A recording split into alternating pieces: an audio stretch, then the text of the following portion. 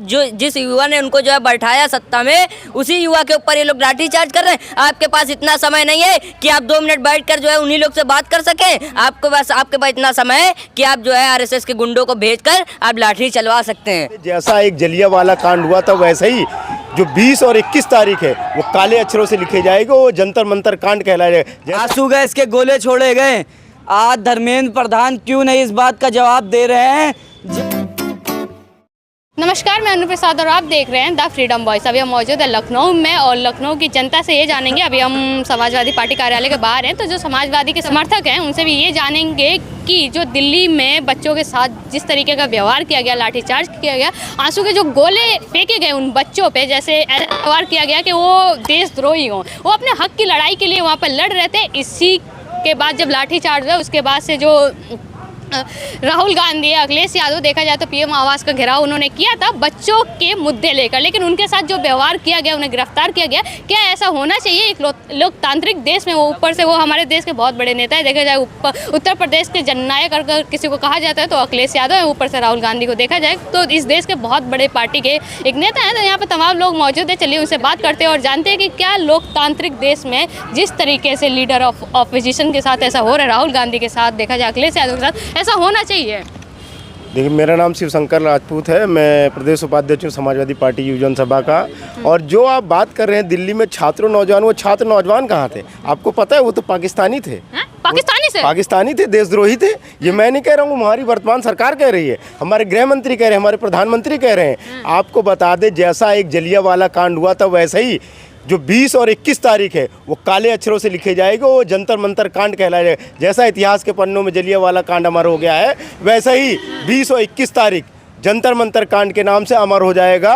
और हमारे देश की आने वाली युवा पीढ़ी और जो आने वाली जनरेशन है, वो यही प्रधानमंत्री नरेंद्र मोदी और अमित शाह, धर्मेंद्र प्रधान जैसे नेताओं पे थू करेगी कि ये ऐसे काले कानून के थे। ये लोग जो है, जैसा कि हमें इतिहास में पता है कि ये लोग आरएसएस के जो लोग थे वो अंग्रेज़ों की मुखबरी करते थे, अंग्रेज़ों के जो है ना पैलगी करते थे। 60 रुपये महीना इनको पेंशन मिलती थी। वही उन्हीं के पैदाइश आज उन लोगों ने साबित कर दिया है कि हम अंग्रेज़ों की पैदाइश हैं, हम अंग्रेज़ हैं, वो गोरे थे, हम काले हैं, बस इतना फ़र्क है। मैं आपको बता रहा हूँ, ये जो इन्होंने किया है, हमारे जो नेता है माननीय अखिलेश यादव जी, माननीय डिम्पल यादव जी को चोटें आई, माननीय अखिलेश यादव जी को गिरफ्तार किया। उन्होंने देख लिया होगा कि दिल्ली में उन्होंने सिर्फ 3 घंटे माननीय अखिलेश यादव जी को गिरफ्तार कर रखा और पूरे प्रदेश ही नहीं, पूरे देश में हाहाकार मच गया। हजारों लाखों गिरफ्तारियां हुई, शासन प्रशासन के हाथ पैर फूल गए, संभाले नहीं संभाल रहा था। रात के 12 बजे तक गिरफ्तारियां हुई हैं लखनऊ में, शासन प्रशासन के हाथ पांव फूल गए। हम लोग गए, हम लोगों के कपड़े फाड़ दिए गए,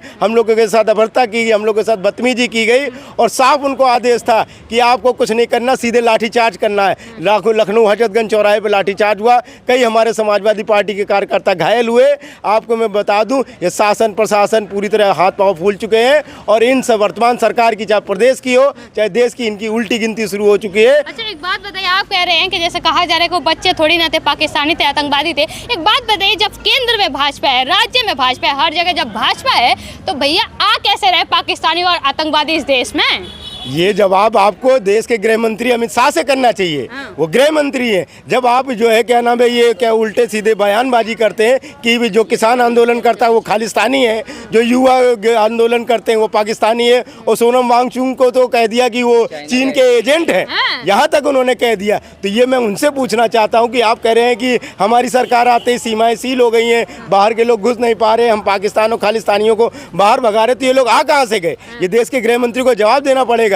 मैं बता रहा हूं, जैसा कि माननीय अखिलेश यादव जी ने आज कहा है कि हम मंत्री से जब चाहे तब इस्तीफा ले ले, सदन खत्म हो जाएगा उसके बाद इस्तीफा ले ले, लेकिन पहले वर्तमान सरकार को यह जवाब देना होगा कि उन्होंने जो छात्र नौजवान युवाओं, जो खुद वो कह चुके हैं धर्मेंद्र प्रधान कि पेपर लीक हुआ है, फिर उन्होंने री एग्जाम कराया, जब वो मान रहे हैं तो उनको इस्तीफा देने में क्या दिक्कत है? माननीय गृह मंत्री को इस्तीफा लेने में क्या दिक्कत है? अब तो हम लोगों की मांग ये हो गई है कि हमें धर्मेंद्र प्रधान के साथ साथ नरेंद्र मोदी, अमित शाह का भी इस्तीफा चाहिए। लेकिन आप जैसे यूट्यूबरों ने सच्चाई दिखाई, इसके लिए मैं साथ साथ आप लोगों को नमन कर दूंगा, धन्यवाद करता हूँ। आप एक युवा हैं, वहाँ पे युवा हैं, जो युवा विद्यार्थी थे, 1 मार्च से जो देखा जाए तो बहुत शांति से, आप लोगों ने वीडियो देखी, बहुत शांति से वो धरना प्रदर्शन दे रहे थे। ऐसा क्या हुआ 20 मार्च को जब उन्हें संसद मार्च करना था तो इतने पत्थर डंडे कहाँ से आ गए? और कहा जा रहा है कि वो जो बच्चे हैं उन्हें पाकिस्तानी आतंकवादी कहा जा रहा है। जिस देश में भाई केंद्र में भाजपा है, राज्य में भाजपा है, पुलिस उनके अंडर में है, तो ये पाकिस्तानी आतंकवादी देश में घुस कैसे रहे हैं? देखिए, कुल मिलाकर मैं खुद वहीं पर था और मैं पूरी बात बताना चाहता हूँ। जब लगातार 21 दिनों से सोनम वांगचुक जी हंगर स्ट्राइक पर बैठे थे, अभिजीत दीप के भैया हंगर स्ट्राइक पे शांति से बैठे थे, तो उसके बाद धर्मेंद्र प्रधान और भारत के प्रधानमंत्री का कोई जवाब क्यों नहीं आया? उसके बाद जब शांतिपूर्वक छात्र संसद की तरफ बढ़ रहे थे तो ये आरएसएस के लोगों ने लगातार छात्रों के ऊपर लाठी बरसाई, डंडे बरसाए, और आप मानेंगे नहीं, आरएसएफ के लोगों ने गोलियां तक चलाई हैं छात्रों के ऊपर। आंसू गैस के गोले छोड़े गए। आज धर्मेंद्र प्रधान क्यों नहीं इस बात का जवाब दे रहे हैं? जब इतने दिनों से छात्र बैठे हैं शांतिपूर्वक, तो वो क्यों नहीं जवाब दे रहे हैं? और मैं कहना चाहता हूँ, अभी तो हम लोग धर्मेंद्र प्रधान का जवाब मांग रहे थे कि इस्तीफा दो, पर अब हम लोग कह रहे हैं कि धर्मेंद्र प्रधान को फांसी दो। अब कुल मिलाकर 27 में और 29 में पूरी तरीके से भारतीय जनता पार्टी के लोगों को भगाया जाएगा, क्योंकि उत्तर प्रदेश और भारत में इनकलाब और समाजवाद पैदा हो चुका है। और इस धरती पर भगत सिंह को मानने वाले लोग, सुभाष चंद्र को मानने वाले लोग, बाबा साहब के भीमराव अंबेडकर को मानने वाले लोग धरती पर उतर चुके हैं। और अब भारतीय जनता पार्टी और नरेंद्र मोदी और धर्मेंद्र प्रधान की खैर नहीं है। आज भी मैं कह रहा हूँ कि वो 2-3 दिन के अंदर जवाब दे दे या इस्तीफा दे दे, नहीं तो उनकी कॉलर खींच कर हम लोग जमीन में उनको खदेड़ने का काम करेंगे। क्योंकि भगत सिंह को मानने वाले लोग गोली और लाठी और आंसू गैस के गोलों से नहीं डरते हैं। और धर्मेंद्र प्रधान, आज 2-3 दिन के अंदर सुन लीजिए, नहीं को आपको इस्तीफा भी देना होगा। अभी तो इस्तीफे की मांग कर रहे हैं। हे धर्मेंद्र प्रधान, 2 दिन बाद तेरी फांसी की मांग करेंगे और तुझको फांसी पर चढ़ाएंगे। बिल्कुल फांसी की मांग कह रहे कि फांसी, इस्तीफा की मांग करते करते भाई फांसी की मांग किया जा रहा है। आप एक युवा हैं, देखा जाए कितने साल की उम्र होगी? मेरी उम्र 15 साल है। आप 15 साल के। वहाँ पे जो जंतर मंतर पे जो युवा आए थे 16 साल 15 साल, उनके साथ लाठीचार्ज किए गए, पुलिस ने उनका सर फोड़ा। ये तस्वीरें आई हैं सामने, हमने खुद देखा है। तो ऐसा होना चाहिए क्या? लोकतांत्रिक देश में भाई अपने हक के लिए आवाज़ उठाना गलत है? देखिए, मैं ये कहना चाहता हूँ कि जो जंतर मंतर पे जो पुलिस थी, वहाँ पर पुलिस तो 10% थी, बाकी तो सब आरएसएस के गुंडे थे। किसी के जो है आप देख लीजिए दाढ़ी इतनी बड़ी बड़ी थी, किसी का जो है मतलब प्लेट ही नहीं थे, नंबर प्लेट जिसमें नाम लिखा होता वही नहीं था। लग रही थी महिला, एक पुलिसकर्मी कह रही है कि भाई गर्मी लग रही थी इसलिए उतार दिया।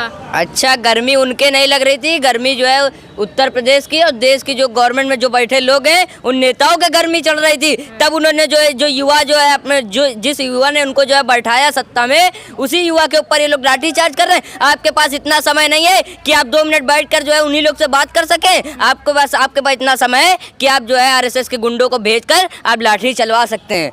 भाजपा डरी पड़ी है क्या युवाओं से जो ऐसा काम कर रही है? देखिए, जिस तरीके से इन्होंने लाठी बरसाई, उसके बाद युवा और जो है जाग चुका है और युवा ने ये ठान लिया है कि 2029 में इनको जो है पूरी तरीके से भगाना है। और 2027 अभी देख लीजिए, चुनाव नज़दीक आ रहा है और 2027 में ये भारतीय जनता पार्टी, अब बाबा जी इसमें जो है कहाँ, बाबा जी भी इसमें इन्वॉल्व हो गए, क्योंकि बाबा जी जो है ऐसे तो बहुत बक करते हैं। उसके बाद जब जो है युवाओं के ऊपर लाठी बरसाई गई, अगर ये युवाओं की इतनी बात करते हैं, अगर ये युवाओं को इतना ही मानते हैं, तो आप जो है एक शब्द क्यों नहीं बोल सके या आप एक ट्वीट क्यों नहीं कर सके? आपको भी तो बोलने का अधिकार था। आप तो उत्तर प्रदेश के सीएम हैं, आपको ये अन्याय देखा नहीं गया? मतलब युवाओं का समर्थन करते हैं, युवाओं ने उनको वोट दिया 2022 में, आप जो है उनकी बात ही नहीं सुनना चाह रहे हैं। आप उनकी कोई मतलब आप उनको देखना ही नहीं चाह रहे हैं एक तरीके से कहें तो। तुम जंतर मंतर गए थे?